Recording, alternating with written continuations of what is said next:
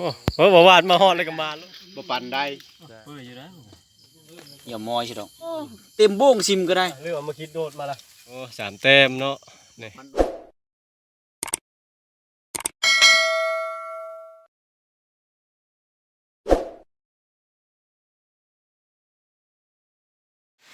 ทักทายสบายดีสวัสดีพ่อแม่พี่น้อง FC ทุกท่านติดตามรับชมบรรยากาศตอนนี้ก็โอ้สีสวยๆเลยนะแต่ฝนตกลิ้นเราจะไปดงทุกคนเลยมาแวะให้สแปงเอาเพิงแบบฝนตกจะจ้างลัดทางมาโอ้ขนาดเลยแจ็คสีเดียวเลยเนาะแจ็คสีฮอดดงด้วยบ่เจ้าหน้าไปซิวเพิ่นกับบาวาดไปท่าอยู่บ้านกระต้องนะคือว่าคนมีเศร้าจะเป็นได้แค่คนไปละยันหมู่ท่าเลยให้เจ๊กตกแห้งมานี่นะ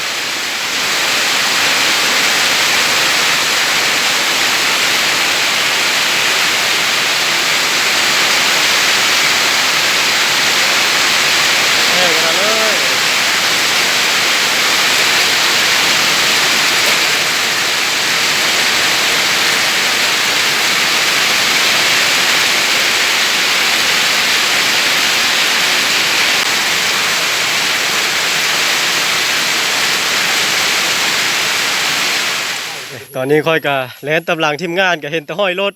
มาท่านอยู่พี่ทุกคนเลยโอ้พี่ขันเพิ่นมีค่านี่ไงคือสิพี่ท่านเพิ่มเป๊ะไปยีบใกล้ตรงน้ำมาเลยแค่คนมาตะบ้านในพ่อไปชิมแล้วได้พริกนึงแล้วได้พริกนึงแล้วโอ้โลดน้ำพริกตบปากว้าดอกกินฮอดเม่บ่เห็นล้มนะโอ้อยากตีเลยตีทุกคนเลยขนาดทางนะไม่ธรรมดาเลยฝนตกเลยก็ขึ้นมาอยากเลยโอ้เท่าอยากนั่นให้กระวิด2 ขั้นยัง2 ขั้นตอนนี้ก็ทีมงานก็หาทางลี้ก่อนทุกคนเลยทางวางนี้เลิกแห้งอะไรเนี่ยวาดว่าทางพี่แน่นว่ะฮะทางพี่บ่มานี่ลูกแม่นมานี่นะลุยใช่ดิชานี่นะมีค่าดิชาลี้มานี่เนาะมันเป็นโน่นนี่ได้ดอกนี้มันแน่นอยู่นี่คอยปั๊มรถกันหน่อยคันผู้เดียวปู้ฟดโลดห้องกันเด้มันค่ามันเด้โอ้รถเราเองเห็ดค่า ยกอย่าบีบนะแม่ยกขึ้นก็ได้นะยังมีบีบอยู่โอ้เอาเลยมันกลายเลยหรือเปล่าจักเล่นกันยังบ่เขาเล่นกันได้บีบ3 ขั้นวิที่ต้มเต็มหมู่รถติตอนนี้ทีมงานก็ซึ่งลงเบิ้ง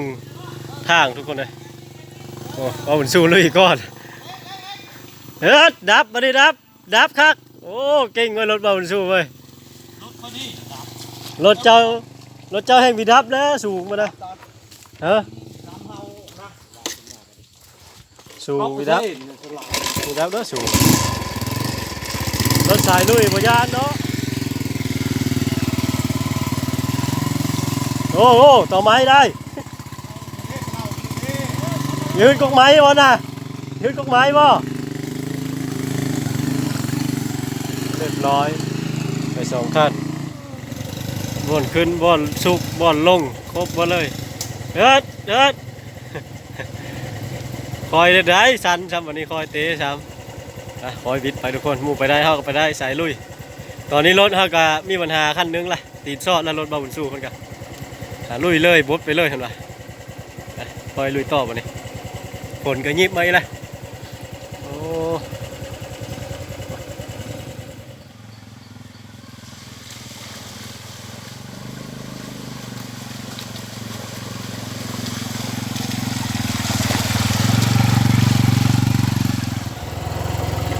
มาท่าพวกเขานั่นดอนมานบ่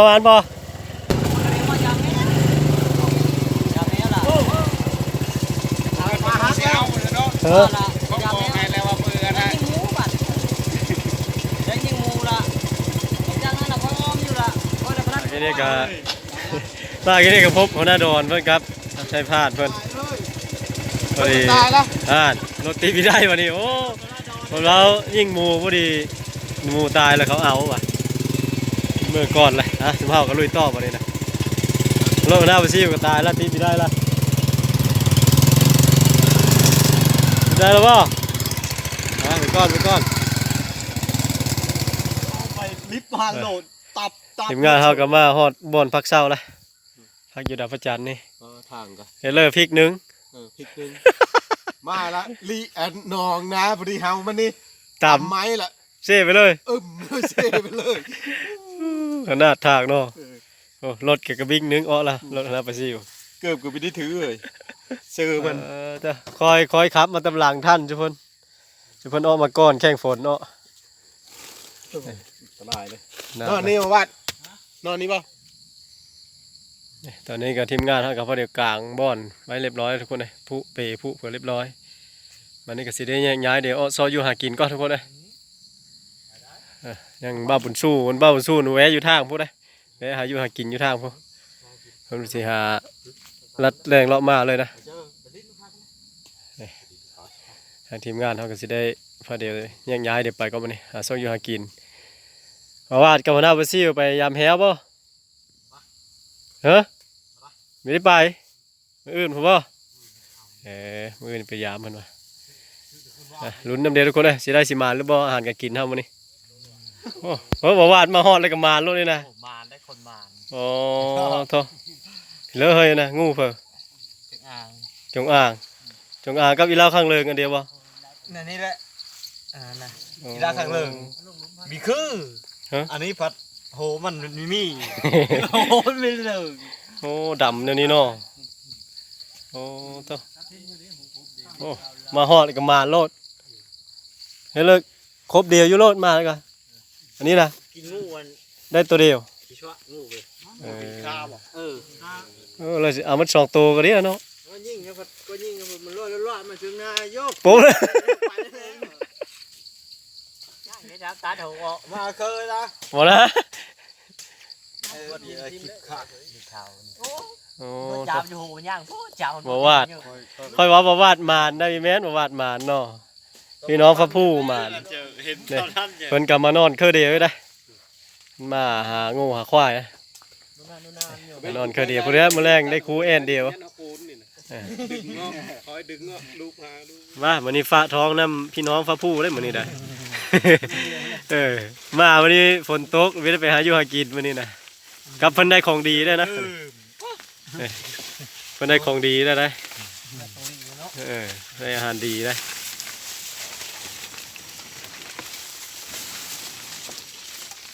ทางบรรขาบรรเล่าไปแล้วมาดิน บรรพาบรรเล่าเนาะ ควาย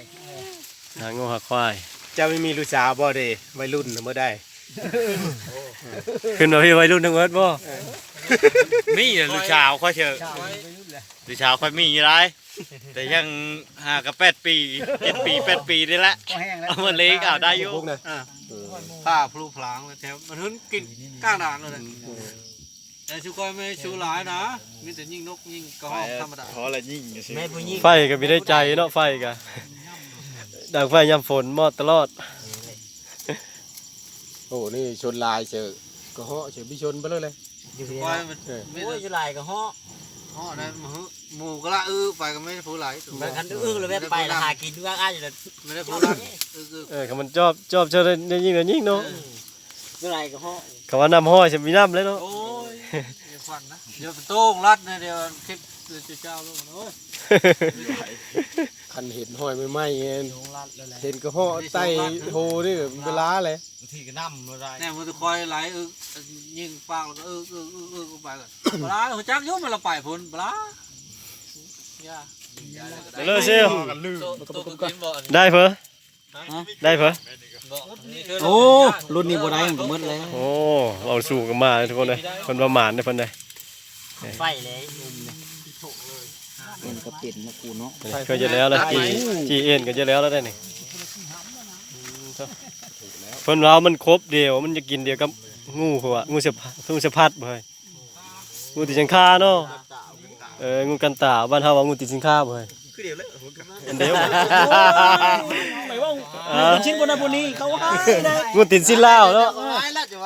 ว่างูติดชิ้นผู้ไทยก็พอเลย งูติดสินลาว เอาไปเลย เราจะได้2โตเนาะ โอ้ย ถ้ามีเอาตัวนั้นพันเนาะ เดี๋ยวก่อนเด้อ โอ้มาฮอดก็ต้องน้ำไอ้หน้าโลด โยแกมือเฮ้ยยุงครบเลยป้าตัววะ ยุ่งครบ เจ้าไตมีแต่ไตย้อนอย่ากินนั่นแล้วอย่างมาอะไรกัน30 เจ้าก็โก้ได้แบบนี้นะดีจนเทสวายแล้วจะก็ยิ่งเหรอฮะ ที่แล้วก็มาใส่ขี้ล้างโอ้ มีดบ่นี่อ๋อเข้าเลย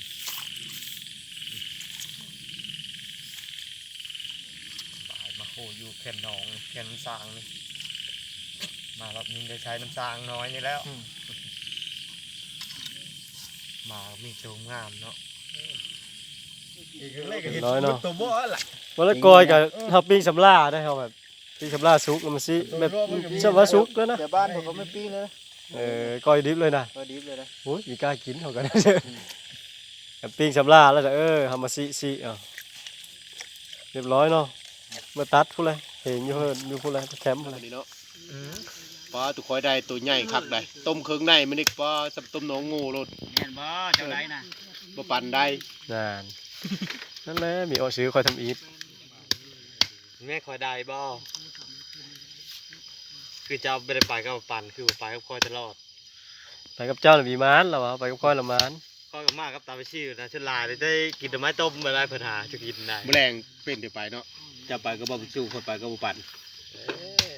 เว้าชื่อดอกกี่คานปะนะเว้าคือชื่อดอกตะเลง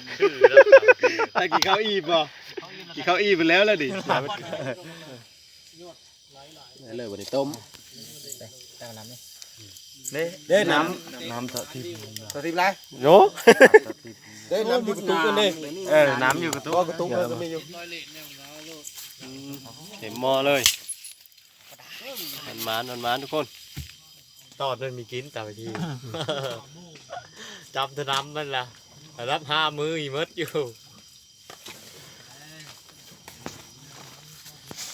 ดังไพ่ไหมดังไหมไพ่นะดังไพ่ลูกก็จะ เป็นชั่วโมงนึงวันนี้เนาะไฟก็เบี้ยลุกไปเลยนะยามฝนนะจะมาโคไฟก็ซ้ำโคพิลโรดโอ้สีนขาวครับอะไรเฮ้ยอันซุกนี่ซิมยันเซฟอยู่นี่เนาะ ข่าวจะเลยจะบอก เอ็นแลนมัน มาคิดก็เพราะว่ามันต่ำแล้วเรียบร้อยทุกคนเลยกินจีนะสีเฮ็ดต้มสวาเพราะว่าผักโบหอมก็มีนะซุกเลยนะสีได้ปงก็มาเลยนะปงลงมาสีต้มสวา ลงปานข้อนี้ปานทางควายมาปีนได้ยังไว้ฮะเจ้าน้ำทราบเบยปับแขวก็ครบด้านน่ะ ทราบบ่เอามี2จังหวะเอาซะ สวัสดีเสียเอ้ย ทราบบ่ น้องปับแขวก็มีเรียบร้อยล่ะ มีบ่ สิบ่ว่าสิ ปับแขวกำงางนึงก็มันเย็นก้นแม่อย่าง ส สิ มุนไพรมีเปล่า สมุนไพรก็มี มีฟิวเชอร์ เอิ้น อิตาเฮิร์น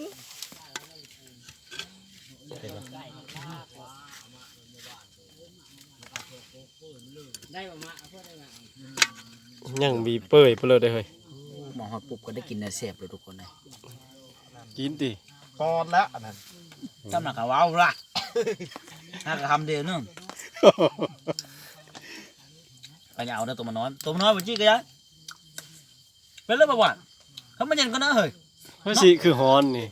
ฮอดนะ โอ้มีฮอนนะเฮ้ยว่าฮอนมันเอาปะมันคือมีฮอนซะ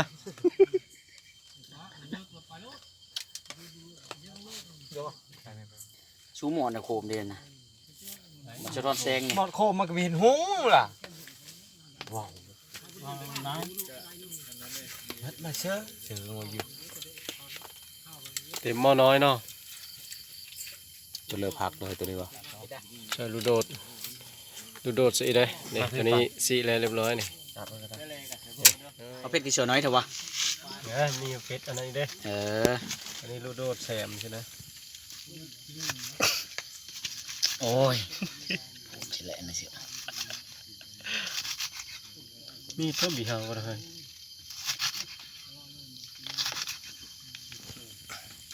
เป็นบีเซฟ แม่นล่ะ เพิ่นมาให้กินได้ถึง ได้ชิมน้ำเดียวเฮ้ย มาให้ประสิทธิ์ตรงเดียวอีกบ่เหรอ ให้กินเข้มแล้วมัก แม่นละอันเครื่องทงโลดเซลล์เกลือนะ เชื่อลายใช่ปะ เออ ได้ก็เชื่อกันลายเติบอะไร โอ้พอแล้วพอก่อน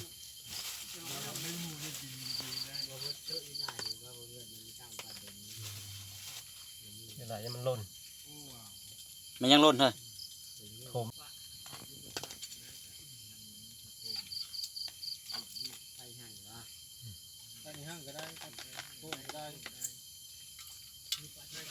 อ๋อตุ๊ เดี๋ยวเลยหล่นเลยวันนี้ นั่นแหละ ปลาโคมีบ่เชล ฮะ ปลาโค มีแล้วอันโยเฮิร์นพุ่นลืมถือมามีก็ได้ กับเพชรอยู่นะเพชรจะหุ่นโดดนะ ช่วยใส่เนาะ บีเพชรจับเลย ช่วยใส่เนาะ จีแจวน้อยโพด ลาย โอ้น้ำน่ะน้อยน้องเอามาทอดสิบ่เฮ้ย ชิมลายเลย โอ้เต็มโบ้งซิมก็ได้ กินเสียชำนี่บ่แม่นละซิมเชื่อ โอ้เห็ดแซ่บก็เลย นั่นนั่นบ่ เสร็จแล้ว นี่น้องตัวพระเจ้าจักเลยเด้อ เบ็ดก็หัวกับบิ้ว แม่นเลยชำนี่แหละ เรียบร้อยนี่เรียบร้อยทุกคนวันนี้สิตักเสียถ้วยก่อนถ้วยก็2ถ้วย3ถ้วยเสียหม้อน้อยนี่นำพร้อมได้เสียหม้อนี่พร้อม นั่นเสียถ้วย2ถ้วย1มกพร้อม เมื่อบ่ละตื้อเทนเอาบ่ บ่นะเชื่อมันหลายคนนะ เนาะเชื่อแล้วเนาะมันหลายคนเนาะยายเอาแล้วเนาะ ทีมงานเขาหลายคนเขาเจ้าก็จะคน5เนาะแถวมา4 9คนเลย กินข้าวแซ่บแล้วมื้อนี้หลายคน เนาะ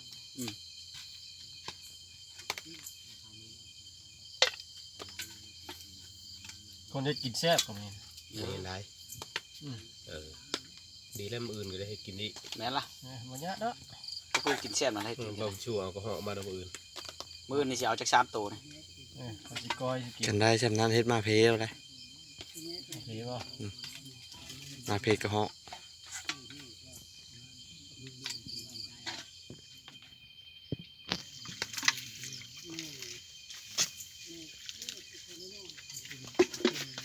มาไอ้น้อง5 บาทนี่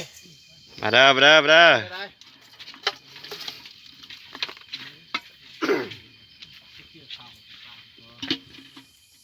มาหินข้าว FC ทุกคนแซ่บ อย่าว่าทบบ้านเฮาเนาะกะหล่ำนี่เนาะ หินข้าวพี่น้องนี่บ่ได้ไหนพี่น้องหากินมาเฮ้ย เมื่อไรเขาปั่นไปหาหมูมาพวกแกจำชื่อก็ แล้วคือไปงานดองเลยนี่ เริ่มนะทีมงานแต่ทีมงานประมาณ เงี้ยมาลงโหกับพักตะเป้เรื่องเอามาคิดโดดมาละ บอกขันมากน้ำผ้าพักเป๊ะนั่นคือลาแต่ไม่ได้ บ่งตะการเดียวมาเลย แล้วแต่กระเหาะ เป็นเดี๋ยว เนาะใครเนาะ มือจับแล้วหรอก เขาก็จิ้มมือได้เลยไกลๆอยู่เนาะเนาะว้าวละ เป็นเลยมีพ่อเพิ่มตื้มนะ มันมีได้เยอะดงนะมันจะมีได้กันเนาะ เกิดเป็นน้องนี่ นี่ละตุยตัวนี้ตุยทางเตอร์นี่ อะไรเช่เอามาเย็นนะไหม มันก็ครบอยู่ได้เนาะยินพวกปลาเดินหันก็อยู่ตรง หมดละ ยังเยอะกว่าหันเนาะมันน้อยกว่าเดิมนี้ยังน้อยมันเยอะกว่าอาจจะงั้นแล้วก็เลยใหญ่สองตัวกี่ละที่นี่มันขับครับไปละเล้งมาหุ่นเลย นี่โบ่งทุกคนเลยโบ่งการเดียวเขาหน้าบัญชีเฮ็ดสูตรนี้รถ มันได้จะงานได้ โทษโทษกินบะตองหอมช่วยๆรถ คักกะลีนะ โอ้ ทีมงานเลยกูมี ทำนี่คนเนาะ คนไปแล้ว ดูอันมาแล้วเขาวายแล้วก็ไม่เห็นจ้ะ ถ่ายคลิปเลยวะ นอนสู้เฮ็ดคำใหญ่เท่ามันสู้ ช่อง หายไปกินเขาแล้วปะเนี่ย สูตรเล็กน้อย หลังจากที่กินข้าวกินน้ำอิ่มแล้วกันนอนพักผ่อนนิดนึงทุกคนเลยตอนนี้ก็ออกมาหาการเลยโอ้การพอดีพอบ้างตัวนึงทุกคนเลยบ้าบุญสู้ซอยตกแล้วนะบางใหญ่ตัวเลยหมานเลยทุกคนเลยได้เต็มนึงแล้วได้วันนี้เลยโอ้หมานทุกคนโอ้บางใหญ่เลยดีลาบสุดยอดเลยนี่ มาแล้วทุกคนแต้มนึงนะสิเลาะไปต่อวันนี้นะเลาะตามตุยน้อยแล้วตอนนี้ก็เลาะตุยก็หกเฮาละก็ได้แต้มนึงทุกคนได้บ้างตัวนึงจักชิ้นนี้เลยเลาะตุยกับมีเคยนำจักเท่าไดหันลงกันคนละมื้อเช้าคนละจังอหักไม้ไปเด้อบอลชูเด้อ รับอุ่นนอนได้เนาะ มาได้แต้มนึงมาลุ้นต่อไปทุกคนลุ้นต่อไปนี่เห็นขี้มันทุกคนนะนี่เห็นขี้ไก่ คนบ่ได้มาแต่เฮิงเลยแสนเนาะเชื่อเนาะ ขี้ไก่ไม่ไหม้เลยเลี้ยวคือเนื้อคือประเห็นสอยแล้วได้ค้างได้ถึงค้างได้เสียว อ้าวถือเชื่อบ่ ชื่ออะไรค้างอยู่ถึงผม แฟนตัวเล่นนี่เนาะ เป็นหมุนมาละ แฟนตัวเล่นอยู่ โอ้เห็นเลยจะเล่าเสียว บ่คนกระจายเชื่อผู้คนน่ะโทรมืด ยันหมุนมาเลยยันเต็มแม็กเด้ คนแฟนตัวเล่นอยู่ เห็นเลยบ่นี่ หมดเละมาแล้วปอคนเด้เขาจุ้ยอยู่ปอตัวเดียวนะบ่ ตัวแม่ตัวเดียว ว้าวตัวเดียวนอนเฮิงแล้วนี่ เห็ดขี้ไม่ไหม้เลย ฟ้าซะ เล่าไก่ค้าง มี มีโต๊ะ ตีนอยู่เนาะ นะยังอยู่บนเก่าอยู่ ตีนบ่ได้นั่นเลยฮะ ตีมันห้องจะเล่าคือตัวผู้ อยู่ตัวใดวะ นะตัวนี้คือตัวนี้พี่ ตัวเด้อ ตัวน่ะ ตัวนี้ โป๊ะกับกัดแบบนี้โป๊ะกับครบ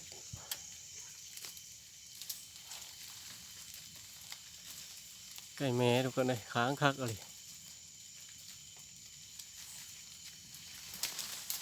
ตัวนั้นแหละ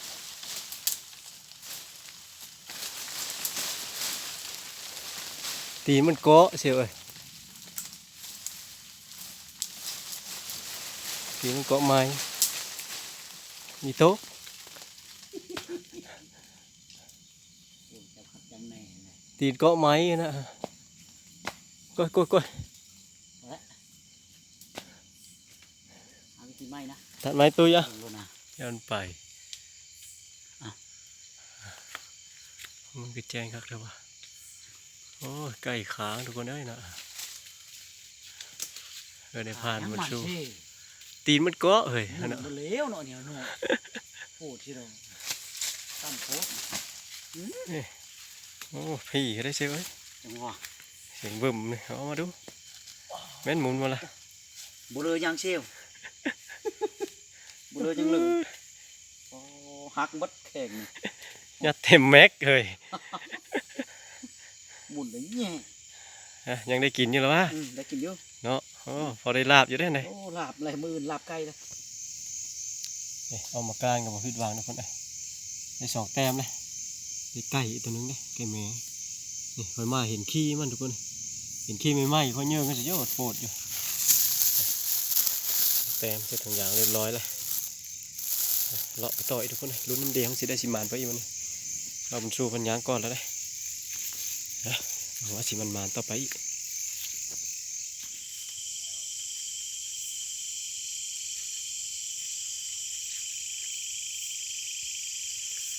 เลาะไก่เติบเลยทุกคนหยีพอแล้วมันนี่มิงสมอยละย่างจนเมื่อยละได้แต่สองแต้มนะบ่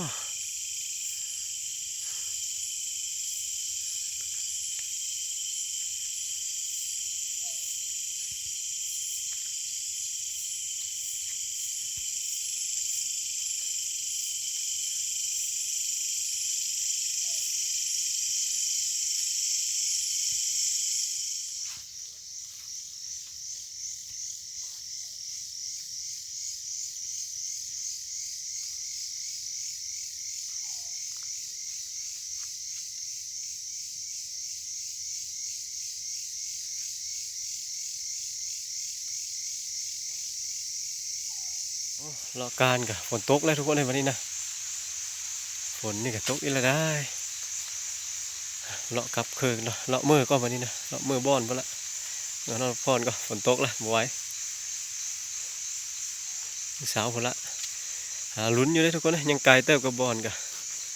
บางทีพอบางทีมานี่ก็มีเลยลุ้นน้ำเดียวลุ้นน้ำเดียว พอยิ่งยืดอับ โอ้หัวหน้าปะซิวฮิโตะมูออกไปดิซื้อว่าก็เฮ็ดหยางของโคไปเกี่ยวขึ้นมานอนอีกคือเก่า